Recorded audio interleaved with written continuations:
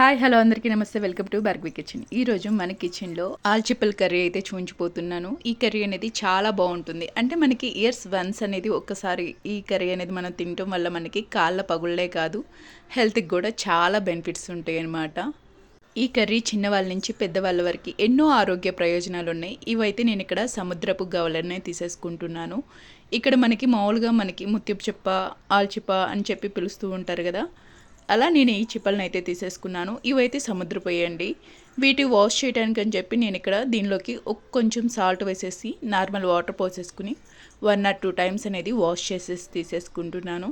మనకి నది వాటర్లో ఉండే చిప్పల కంటే మనకి సముద్రపు వాటర్లో ఉండే చిప్పలకి నీస్ ఎక్కువ ఉంటుంది. అదేవిధంగా దానికి ఇసుక కూడా కొంచెం ఎక్కువగా ఉంటుందండి. సో కొంచెం దీన్ని ఎక్కువగా వాష్ చేసేసి ఒక 2-3 సార్లు కనుక మనం నార్మల్ వాటర్తో వాష్ చేసేసుకుంటే చక్కగా మనకి గవలో ఉండే ఇసుక అనేది చక్కగా పోతుంది. ఇక్కడ కొంచెం ఇలా గవని కుక్ చేసుకునే ముందు చక్కగా ఇలా 2-3 సార్లు చక్కగా ఇలా వాష్ చేసి తీసుకోవడం వల్ల మనకి దానిలో ఏమైనా చిన్న చిన్నవి పగిలినా సరే ఆ గవ్వ పెంకులు అనేవి కిందకి వెళ్ళిపోతాయి. ఇలా వాష్ చేసి పక్కన పెట్టుకున్న తర్వాత ఇప్పుడు స్టవ్ మీద మరొక బౌల్ పెట్టేసేసుకుని దానిలోకి కొంచెం వాటర్ అయితే తీసేసుకుంటున్నాను. నేను క్లీన్ చేసి వాష్ చేసి పెట్టుకున్న ఈ గవ్వలను అయితే దానిలోకి అయితే తీసేసుకుంటున్నానండి. ఈ చిప్పల్ని ఇలా తీసేసుకుని కాస్త నేను 5 minutes హై ఫ్లేమ్లో అయితే కుక్ చేసేసుకుంటున్నాను. దీనిలోకి 1/2 స్పూన్ సాల్ట్ కూడా తీసేసుకుంటున్నాను. ఇలా సాల్ట్ తీసేసుకుని చక్కగా క్యాప్ పెట్టేసేసుకుని కుక్ చేసేసుకుంటున్నాను. చక్కగా మనకి కొంచెం 5 minutes హై ఫ్లేమ్లో కుక్ చేసేసుకుంటున్నానండి. మనం నార్మల్గా తీసుకున్న వాటర్ కంటే ఎక్కువ వాటరే వస్తాయి అన్నమాట. అంటే గవ్వ మనకి ఉడికేటప్పుడు దానిలో ఉండే వాటర్ లెవెల్స్ అన్నీ మొత్తం మనకి బయటకు రిలీజ్ అయిపోయి మనకి మనం పోసిన వాటర్ కంటే ఎక్కువ వాటర్ ఇక్కడ రిలీజ్ అయిపోయినాయి. ఇలా వాటర్ రిలీజ్ అయిపోయినాయి కదా, నేను స్టవ్ ఆఫ్ చేసేసుకుంటున్నాను. చక్కగా మనకి గవ్వలన్నీ చక్కగా విచ్చులుకున్నాయండి. చూడండి, కొంతమంది మనకి కర్రీ అనేది ముక్క తీసేసి మనం కుక్ చేసుకోవచ్చు. బట్ నేను ఇక్కడైతే కర్రీ అనేది ఆల్చిప్పలతో సహా కర్రీ అనేది కుక్ చేసేసుకుంటున్నాను. అదేవిధంగా మనకి వేస్ట్ అనే వాటర్ కూడా మనం ఆల్రెడీ రిలీజ్ అయిన వాటర్ ఉంటుంది కదా, ఉడికించుకున్నప్పుడు వాటర్ అనేది మనం పోసుకున్నాము. అదేవిధంగా నత్తలో నుంచి వాటర్ అనేది రిలీజ్ అవుతుంది కదండి, ఆ వాటర్ అనేది ఇలా ఈ విధంగా ఉంటుంది. ఆ వాటర్ కూడా పారిపోకోకుండా చక్కగా పక్కన పెట్టేసేసుకుంటున్నాను ఫిల్టర్ చేసి. ఇప్పుడు స్టవ్ మీద ఒక బాండీ పెట్టేసేసుకుని దానిలోకి 4 స్పూన్స్ దాకా ఆయిల్ అనేది తీసేసుకుంటున్నాను. ఇక్కడ నేను చేసే ఈ కర్రీకి అనేది ఆయిల్ అనేది ఎక్కువ ఏం పట్టదు.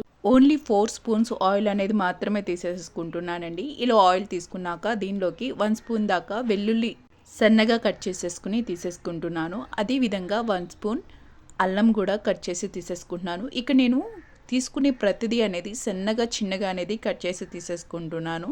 అదేవిధంగా 1 స్పూన్ గ్రీన్ చిల్లీ కూడా తీసేసుకుంటున్నాను. మనం తీసుకున్న అల్లం వెల్లుల్లి అనేది అసలు మనకి లాస్ట్కి మనకి అదొక మంచి ఫ్లేవర్గానో చాలా బాగుంటుంది. దీనిలోకి నేను సన్నగా కట్ చేసుకున్న పెద్దలపై కూడా 2 స్పూన్స్ దాకా తీసేసుకుంటున్నానండి. ఇక నేను తీసుకున్న ప్రతిదీ అనేది సన్నగా అనేది కట్ చేసి తీసేసుకుంటున్నాను. దీనిలో యాడ్ చేసుకునే ప్రతిదీ అనేది సన్నగా కట్ చేసి తీసుకోవటం వల్ల మనకి ఎక్కువగా వేరే ఫ్లేవర్గా అనిపించదు. అదేవిధంగా ప్రతి వెజిటబుల్ అనేది చాలా బాగుంటుంది. దీనిలో నేను టమాటోస్ కూడా సన్నగా కట్ చేసి తీసేసుకుంటున్నాను. దీనిలోకి 1/2 స్పూన్ అంత సాల్ట్ కూడా యాడ్ చేసేసుకుంటున్నాను. ఇలా సాల్ట్ యాడ్ చేసుకున్నాక మొత్తాన్ని అయితే ఒక్కసారి మిక్స్ చేసేసుకుంటున్నాను. మీడియం ఫ్లేమ్లో చక్కగా 3 minutes చక్కగా మనం వేయించుకున్న తర్వాత దీనిలోకి నేను ఇక్కడ 1/2 స్పూన్ దాకా ధనియాల పౌడర్, అదేవిధంగా 1/2 స్పూన్ గరం మసాలా తీసేసుకుని మరొకసారి మొత్తాన్ని అయితే మిక్స్ చేసేసుకుంటున్నాను. దీనిలోకి మీరు ఇంకా క్యాప్సికమ్ ఏదైనా వెజిటబుల్ కూడా యాడ్ చేసేసుకోవచ్చు.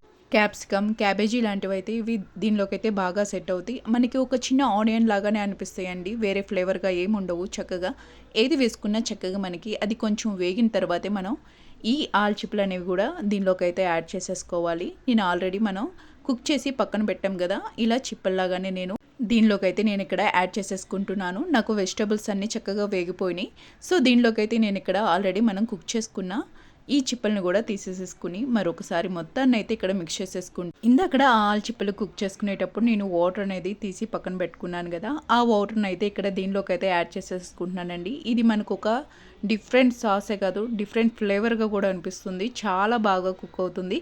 అదేవిధంగా ఆ ఆల్చిప్పకు కూడా చాలా మంచి టేస్ట్ అనేది వస్తుంది. మామూలుగా మనకి ఎప్పుడైనా నది ఆల్చిప్ప కంటే సముద్రపు ఆల్చిప్ప అనేది నీసు వాసన అనేది కాస్త ఎక్కువ వస్తుంది.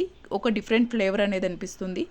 ఇలా నేను వాటర్ అనేది యాడ్ చేసుకున్న తర్వాత క్యాప్ పెట్టేసేసి ఒక 2 మినిట్స్ చక్కగా మీడియం ఫ్లేమ్లో కుక్ చేసుకుని లాస్ట్ ఫైనల్గా దీనిలోకి ఒక నిమ్మరసాన్ని కూడా తీసేసుకుంటున్నాను. ఒక అరచెక్క నిమ్మరసాన్ని యాడ్ చేసేసుకుని ఇంకా స్టవ్ ఆఫ్ చేసుకుని సర్వ్ చేసేసుకుంటున్నానండి. దీనిలోనే మనకి కారం అనేది ఏమీ వేయాల్సిన అవసరం ఉండదు. జస్ట్ మనం తీసుకున్న చిల్లీలోనే కారమే సరిపోతుంది. ఎంతో టేస్టీగా మనకి సముద్రపు ఆల్చిప్పల కర్రీ అనేది రెడీ అయిపోయింది. టేస్ట్ అనేది చాలా బాగుంటుంది. ఇయర్లీ వన్స్ అనేది హెల్త్కి చాలా మంచిది. డెఫినెట్గా ట్రై చేయండి.